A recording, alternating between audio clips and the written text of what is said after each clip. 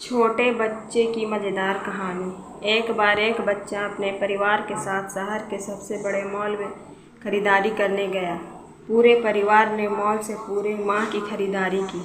जब वे खरीदते हुए सामान का पेमेंट करने के लिए काउंटर में गए तो क्या देखा कि एक बड़े से कांच के जार में ढेर सारी टॉफ़ियाँ स्वीट्स रखी हुई थी, जो बहुत ही सुंदर लग रही थी।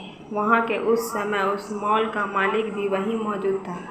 उसने इस छोटे बच्चे को देखा जो बहुत ही सुंदर था। उस मॉल के मालिक ने इस बच्चे को कहा, बेटा आप इस जार से जितनी भी स्वीट निकालना चाहते हो निकाल लो, यह बच्चे के लिए फ्री है। लेकिन उस बच्चे ने यह सुनकर कुछ भी नहीं किया।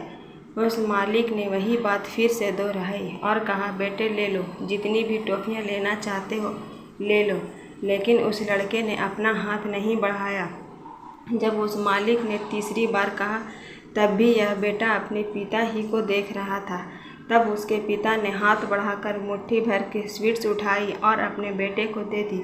जब यह पूरा परिवार अपने घर की ओर वापस लौट रहा था तब पिताजी ने कार चलाते हुए अपने बेटे से पूछा, बेटा मैं जानता हूँ आपको ये स्वीट बहुत पसंद है, फिर उन अंकल के बार बार कहने पर आपने स्वीट क्यों नहीं उठाई?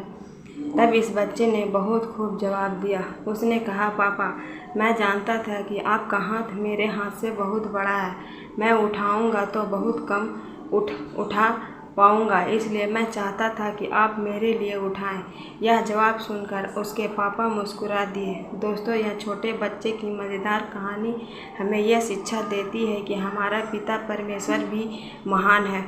उसका हाथ हमसे बहुत बड़ा है। यदि हम अपनी मर्जी से अपने हाथ से ही उठाने की कोशिश करते रहेंगे तो उतना ही उठा सकते हैं जितना हमारा हाथ है।